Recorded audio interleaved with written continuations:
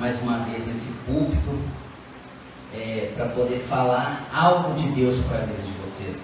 Falar algo que é concernente ao nosso Pai, né? São as coisas do nosso Pai. Eu tenho certeza que Ele tem algo. Ele tem algo para você nessa noite. Então eu te convido agora a levar sua mente cativa a o que o Espírito Santo tem a fazer na sua vida. Eu não acredito que você está aqui por um acaso, porque eu não acredito em coincidência. Nós cristãos acreditamos em Jesuscidência. Tudo que acontece nas nossas vidas é direcionado, é guiado pelo Espírito de Deus. E o Espírito de Deus sempre tem um propósito para nós. Amém, queridos? Eu gostaria de estar falando para vocês nessa noite num texto que eu já preguei algo nesse texto em uma ceia aqui na igreja. Só que quando eu preguei nesse texto, eu falei sobre o ministério que Jesus veio implantar na igreja, que foi o ministério da bacia e da toalha. Vocês se lembram disso? Ministério da bacia e da toalha, queridos. É um ministério de serviço. Ele mesmo falou na palavra dele, né? Que ele não veio para ser servido, mas sim para servir.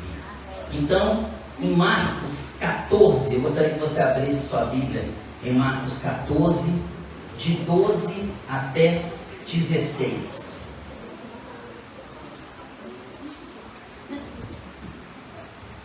Esse tema, ele é um tema muito conhecido, né?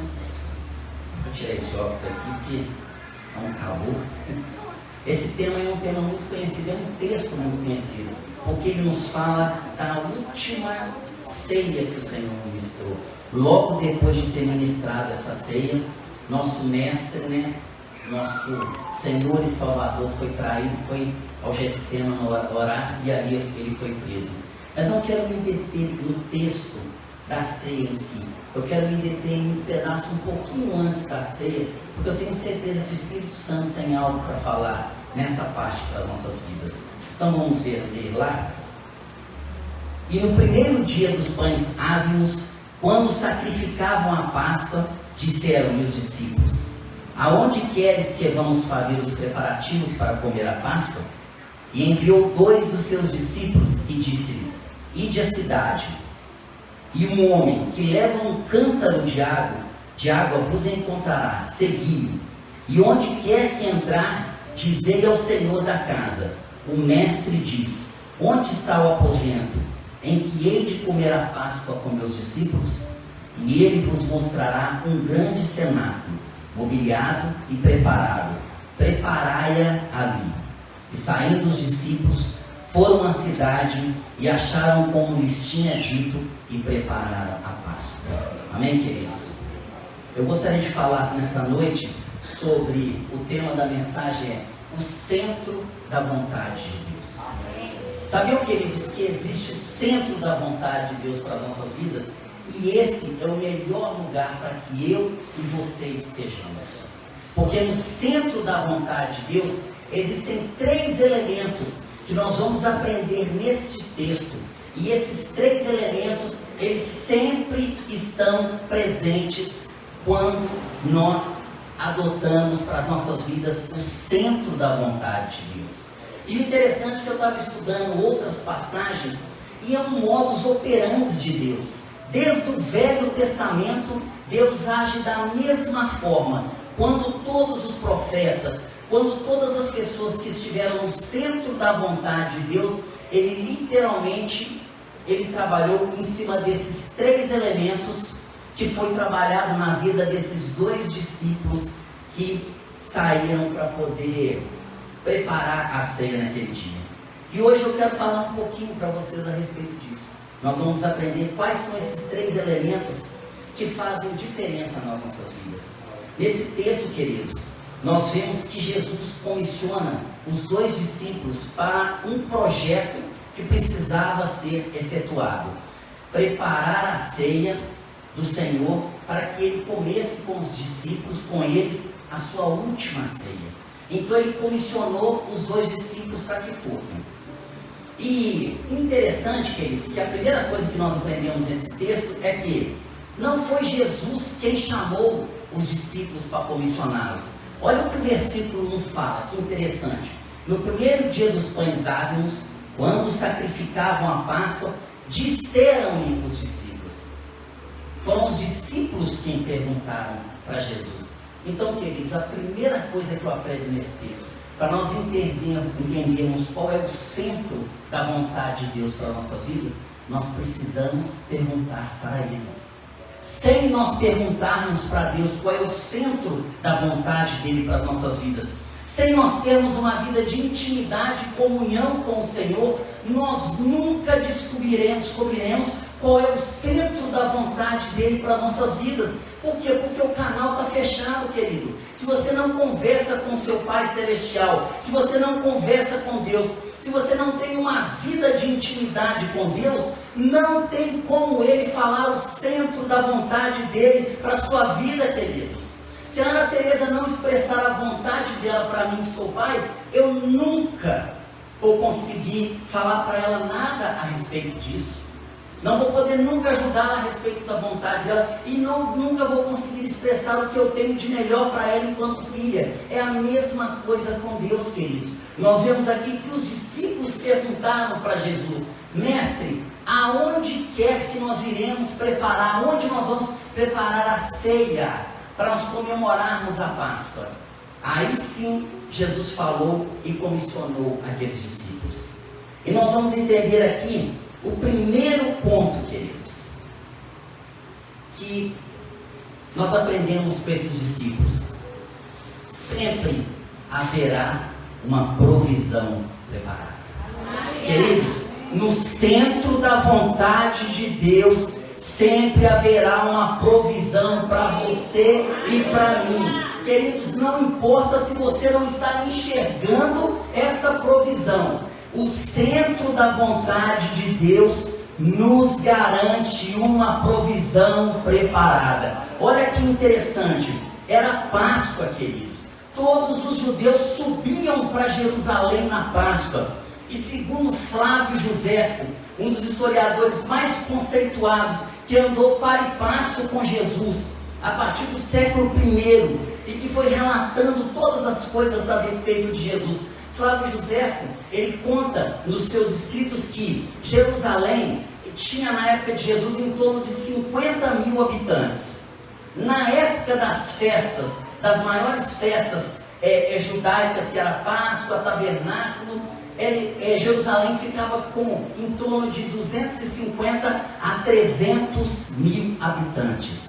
Vocês já pararam para imaginar o que é uma cidade com 50 mil habitantes, tudo preparado, tudo esquematizado para 50 mil habitantes? De repente, por causa de uma festa, ela tem 300 mil habitantes. Para pensar, queridos, na lei da oferta e da demanda. Com certeza não tinha mais lugar para se hospedar. Com certeza os preparativos para a ceia seriam difíceis de ser encontrados, porque de 50 mil subiu para 250 a 300 mil. Mas deixa eu falar uma coisa para você. Olha o que nós vemos no versículo 15. O cenáculo estava pronto, mobiliado. Queridos, sempre haverá uma provisão no centro da vontade de Deus. A provisão vem dele, queridos. Nós não precisamos nos preocupar, nós só precisamos avançar. Quando ele comissionou aqueles dois, quando ele comissionou os discípulos, o primeiro teste, após ele passar 2 anos e pouco, 2 anos e meio do seu ministério, e ele foi comissionar os discípulos. No primeiro teste, ele reuniu os discípulos e falou: olha, vocês vão agora pregar, vocês vão falar das maravilhas, das curas, vocês vão promover algo semelhante, mas deixa eu falar um negócio para vocês. Vocês não vão levar um bornal, vocês não vão levar dinheiro, vocês não vão levar provisão. Sabe por quê, queridos? Porque sempre há uma provisão no centro da vontade de Deus, queridos. E é isso que o Senhor tem a falar para vocês hoje.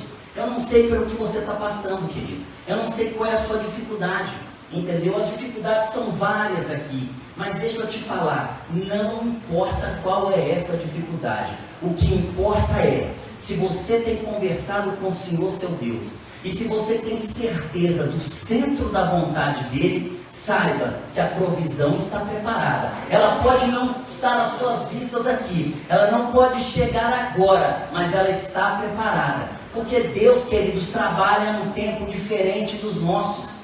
Nós trabalhamos no Cronos, é o tempo do relógio, do cronômetro. Deus trabalha no Kairos, é algo diferente, é o tempo dele. Porque Ele mesmo fala na palavra: eu sei que pensamentos tenho ao vosso respeito, pensamentos de paz e não de mal, para vos dar o fim que desejais. Ei, o pensamento dele é muito melhor para nós do que o seu e do que o meu, querido. A vontade dele é muito melhor para a minha vida e para a sua vida. A nossa vontade, eu falava no culto de terça-feira de oração, a nossa vontade, querida, ela é apenas boa e agradável, mas a vontade de Deus, ela tem um outro elemento: ela é boa, agradável e é perfeita, querido, para mim e para a sua vida. Então, espere no Senhor, porque existe uma provisão para a minha e para a sua vida, queridos. Amém? Quando Moisés foi chamado para libertar o povo no Egito, Deus deu para Moisés todo o direcionamento, não foi? E mais tarde, quando ele saiu com o povo do Egito, que ele chegou no deserto e recebeu de Deus toda a direção para que ele cumprisse o tabernáculo, olha que coisa interessante. Há mais de 4 séculos antes de Moisés preparar tudo o que ele havia de preparar para a construção do tabernáculo, olha como é que Deus já tinha preparado a provisão. Quando Deus chamou a Abraão em Gênesis, Deus falou com Abraão assim: Abraão, olha, sai aí da tua tenda, olha as estrelas do céu, olha a areia do mar, tua descendência será maior do que isso. Mas deixa eu te falar um negócio: olha, ela será escravizada por 400 anos por um povo opressor, mas depois de 400 anos eu os libertarei e eles sairão com riquezas. A provisão de Deus já estava preparada. Quando Moisés saiu do Egito, pouco tempo antes de Moisés sair do Egito, meu querido, os egípcios começaram a dar tesouros para o povo de Israel, para que o povo de Israel fosse embora, porque eles já não aguentavam mais as pragas que afligiam apenas eles, se cumprindo o que Deus havia prometido para Abraão: provisão. Quando Moisés começou a construir o tabernáculo, toda a provisão necessária para a construção do tabernáculo estava entre o povo, porque Deus já havia preparado essa provisão. Amém, queridos? Aleluias. A provisão também, queridos, ela não é só financeira, ela não é só material. Deus também nos provisiona pessoas para estarem do nosso lado, para nos ajudarem a cumprir o propósito de Deus para as nossas vidas. Olha o mesmo caso de Moisés. Moisés estava há 40 anos habitando no deserto de Midian, junto com o seu sogro. E 40 anos depois que Moisés estava lá, Deus fala com Moisés assim, em Êxodo 4,14.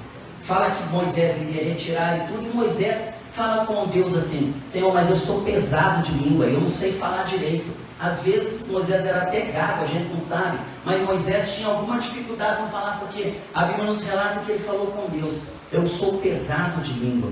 E olha o que Deus fala com ele em Êxodo 4,14. Não é Arão, levita, teu irmão? Eu sei que ele fala muito bem, e eis que ele também saiu ao teu encontro, e vendo-te se alegrará em seu coração. Queridos, 40 anos que Moisés não via Arão, desde que Moisés matou o egípcio e fugiu do Egito, com medo de ser morto por Faraó. Ele morava 40 anos. Arão sai da onde ele estava e vai ao encontro de Moisés. Por que, queridos? Provisão de Deus. Porque Deus sabia que Moisés precisava de alguém que soubesse falar na presença de Faraó. Então Deus providenciou para Moisés Arão para ir com eles. Queridos, a provisão de Deus é algo inequívoca quando nós estamos no centro da vontade de Deus. Olha, queridos, o que Filipenses 4,19 fala: o meu Deus, segundo as suas riquezas, suprirá todas as vossas necessidades em glória por Cristo Jesus. Queridos, eu creio, assim como a palavra de Deus fala, eu creio que Ele é capaz de suprir todas as nossas necessidades quando nós estamos no centro da vontade dEle. Amém, queridos? Outro segundo ponto que eu gostaria de compartilhar com vocês: quando nós estamos no centro da vontade de Deus, o Deus que nos dá a provisão, Ele também nos dá a direção que nós. Ele não nos deixa enganado com relação ao caminho que nós precisamos seguir. Portanto, Ele nos direciona. Olha que interessante. Lá no versículo 13 e 14 fala o seguinte: e enviou 2 dos seus discípulos e disse-lhes: ide à cidade, e o homem que leva um cântaro de água vos encontrará, segui-o. E onde quer que ela entrar, dizei ao Senhor da casa: o mestre diz. Queridos, vocês vão encontrar um homem que tem um cântaro, e vocês vão segui-lo até a casa que ele vai parar. Isso é o direcionamento de Deus, queridos. O mesmo Deus que dá a provisão no centro da vontade dele, Ele nos dá a direção. Ele não nos deixa enganados. A Bíblia fala que quando Moisés saiu do Egito e começou a peregrinar pelo deserto, a Bíblia fala que de dia havia uma nuvem que promovia sombra, mas também promovia a direção para onde eles deveriam seguir, e à noite havia uma coluna de fogo que não só providenciava luz e calor e também afastava as feras, mas também providenciava direção. Queridos, o Deus que nós servimos, Ele não nos deixa enganados com relação à direção a seguir. Assim como Ele falou com aqueles discípulos a direção que eles deveriam seguir, esse mesmo Deus que era ontem, é hoje e será eternamente, Ele nos providencia, queridos, a direção que nós devemos seguir. Amém, queridos? Olha só, a palavra de Deus nos fala em Atos 6 a 10: e passando pela Frígia e pela província da Galácia, foram impedidos pelo Espírito Santo de anunciar a palavra na Ásia. Isso Paulo. E quando chegaram a Mísia, intentavam ir para a Bitínia, mas o Espírito não lhe o permitiu. E tendo passado por Mísia, desceram a Troade. E Paulo teve à noite uma visão, em que se apresentou um homem da Macedônia e lhe rogou, dizendo: passa a Macedônia e ajuda-nos. E logo depois dessa visão, procuramos partir para a Macedônia, concluindo que o Senhor nos chamava para lhes anunciarmos o Evangelho. Queridos, mesmo que às vezes aos nossos olhos o que nós estamos fazendo parece ser bom, parece ser uma coisa guiada pelo Espírito Santo, será que nós temos consultado a Deus a respeito da direção? Será que a direção realmente vem de Deus para as nossas vidas? Olha, Paulo tinha a intenção, o texto fala claramente, ele tinha a intenção de ficar na região da Frígia para poder pregar o Evangelho, anunciar o Evangelho na Ásia. Mas, queridos, esse não era o momento de Paulo falar na Ásia. Mais tarde, Paulo voltou à Ásia e Paulo evangelizou boa parte, se não quase que a maioria da Ásia toda. Mas aquele momento não era o momento. A direção de Deus era para que Paulo passasse pela região da Frígia, mas descesse até a Macedônia, porque na Macedônia existiam pessoas que precisavam ouvir da palavra de Deus, do que Paulo havia recebido de Jesus. Então, queridos, a direção vem dele. Agora, muitas vezes o nosso canal está dando chiado, está dando ruído, está com um problema de sintonia. Nós não ajustamos a sintonia fina com o nosso Deus, sabe por quê? Porque o nosso momento com Ele tem sido tão pequeno, A nossa intimidade com Ele tem sido tão pequena que a sintonia não consegue ser ajustada e nós não conseguimos entender o que Ele fala conosco. Dá um ruído de comunicação. Jesus fala, Deus fala lá em cima algo e nós entendemos outra coisa. Queridos, nós precisamos ajustar a sintonia fina dos nossos ouvidos espirituais, do nosso coração espiritual, para que a gente possa entender qual é a direção que Deus tem para nós. Sabe por quê, queridos? Deixa eu falar um negócio para você. Quando você não entende a direção de Deus, muitas vezes nós desperdiçamos a provisão que Ele tem nos dado. Queridos, se você não entender a direção que Deus deu para você, você vai com certeza desperdiçar a provisão que foi dada para você. Porque a provisão, ela está diretamente ligada à direção de Deus. E quando nós saímos sequer 1 grau da direção que Deus tem para nós, nós não atingiremos aquilo para o qual Ele nos chamou, o propósito dele para as nossas vidas. Queridos, o navio, quando sai de um porto aqui de Santos e vai lá para o porto de Singapura, se ele tiver 1 grau desajustado na bússola dele lá, nos comandos dele lá, quando ele começar a navegar no primeiro quilômetro, não faz diferença nenhuma, meu querido, 1 grau. No segundo quilômetro, não faz diferença nenhuma. Mas deixa eu falar um negócio para você. O destino dele era Singapura. Ele deve chegar lá no Japão, ou então na Austrália, mas ele nunca vai chegar no destino dele 1 grau. 1 grau fora do ajuste. Queridos, um pouquinho que nós estivermos fora do ajuste da direção de Deus para as nossas vidas, nós não cumpriremos o propósito dele para as nossas vidas. E deixa eu te falar um negócio. Muitos pregadores têm falado por aí, não existe pessoa insubstituível na obra de Deus. Ei, deixa eu te falar algo. Isso é um sofisma de Satanás. Não existe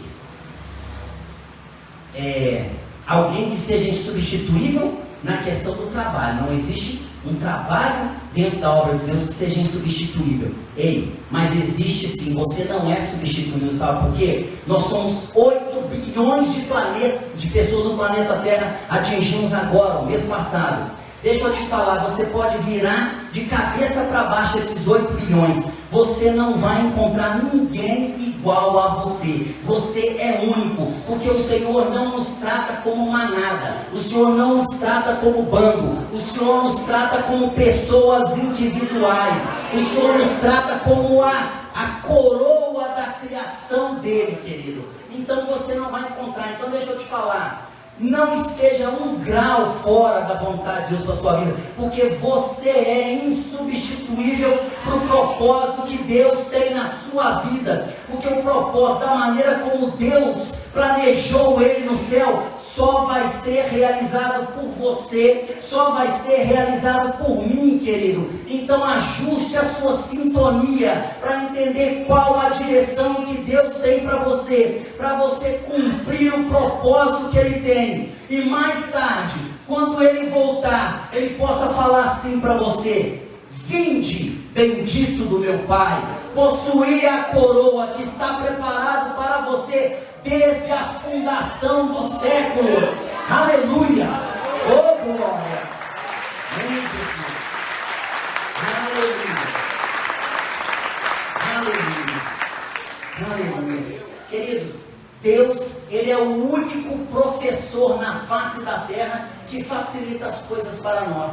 Ele nos dá uma prova de múltipla escolha. Ele só coloca 2 questões na prova e ele ainda nos dá a resposta. Olha o que ele fala: eu tenho para ti 2 caminhos, vida e morte. Escolha o caminho da vida para que te vá bem, você e toda a tua descendência. Olha que professor, queridos. Ele nos dá uma prova, ele nos dá apenas uma questão com 2 questões, caminho, vida e morte, e ainda nos dá a resposta. Ei, eu vou te dar uma cola. Escolhe a vida, meu querido. Não escolhe a morte, não. É a vida que vai te levar, entendeu? Para gozar a vida eterna do meu lado. Então, queridos, vamos escolher a vida, vamos escolher o centro da vontade de Deus para as nossas vidas. Amém, queridos? Aleluia. O terceiro ponto que eu tenho para falar para vocês nessa noite, que a gente aprende nesse texto: quando nós estamos no centro da vontade de Deus, sempre será necessário da nossa parte a ação ou uma interação. Deixa eu te falar um negócio, querido. O centro da vontade de Deus é composto de 3 elementos, de 3 pontos: provisão, direção e ação ou interação. 2 delas, queridos, Deus proporciona para nós. 2 delas nós não precisamos nos preocupar. Nós precisamos apenas descobrir o centro da vontade dele e estarmos no centro da vontade dele.